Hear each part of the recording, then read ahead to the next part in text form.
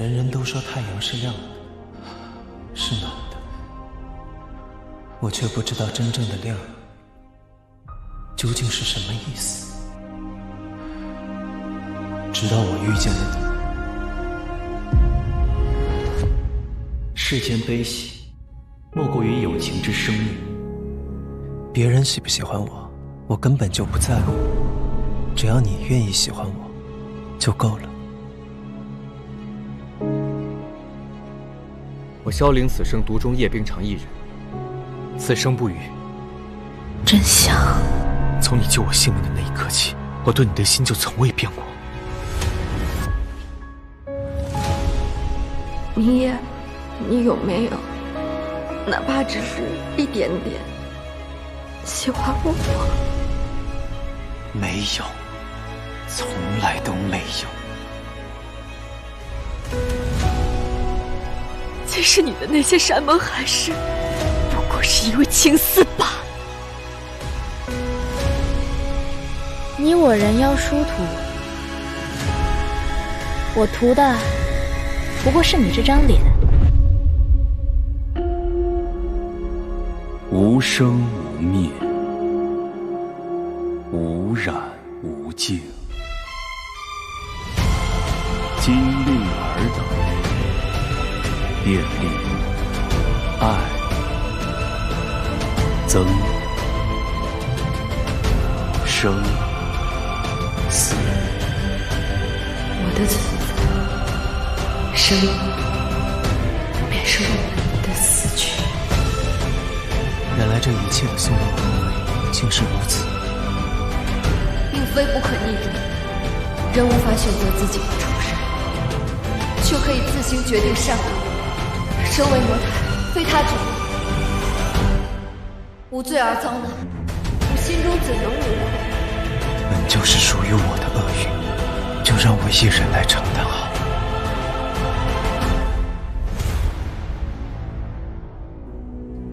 安静。任何风景都比不过能生生世世和你在一起。话是你说出来的，你可别后悔啊！有为此意，天地共筑，生魂俱灭。叶惜雾和叶冰裳，你选一个吧。放了。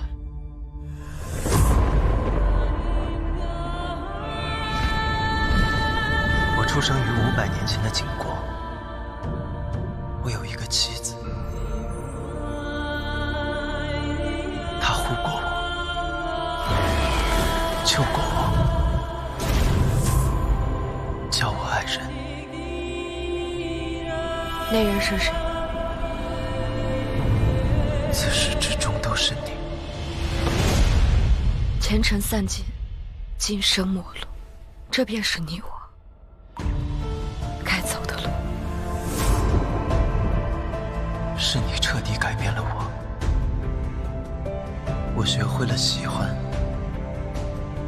期盼、酸楚，还有许许多多的美好。原来这便是因果相续。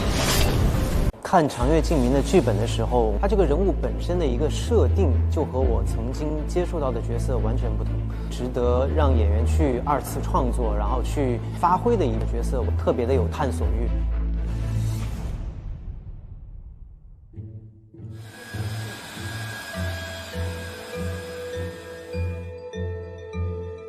当自己真的成为了澹台烬的时候，我发现其实能够在这个角色上赋予的灵魂也好，赋予这个角色的一些自己的小魅力也好，真的是无穷无尽的，因为他这个角色的可能性就太多了，所以我就没有给自己设限，探索加突破同时进行的一个过程。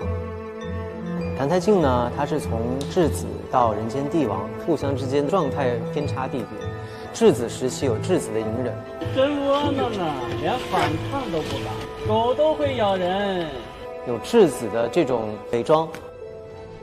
景王的时期有景王的自信，有景王的外放，有景王的这种势在必得。谭台烬是一个很复杂的角色，其实很难用一个词或者一句话来概括，所以这个演员又要既细腻，然后又有很好的表演的张力，所以我们就考虑罗云熙，所以他就是我们的不二人选。非常有印象的几场，叶惜无到了他身边之后，然后他开始萌生出了情思，他对情感的理解的细腻的捕捉，他能通过自己的表演、微表情、各种眼神，每一丝肌肉，你都能感觉出怎么样去衔接，怎么样去变化，然后共情到我们。明夜的话就是天界的战神，守护4州3界的冥夜战神，神明的这种气质感，他这种感觉不是什么人都可以的。他的领悟，他的境界，他所有的心境上的这种超脱，其实很难演。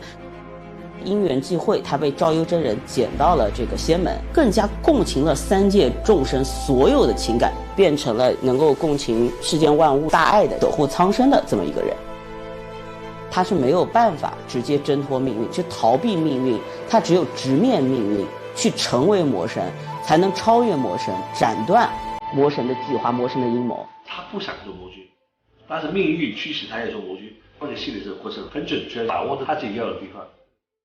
人物的跨度就特别的大。魔神的时期有魔神的这种游刃有余，又有魔神的这种蔑视一切，特别是上古魔神，他和魔神状态的谭台烬对峙的那场戏，4、5页纸的戏，然后其实都是我自己在和自己对话。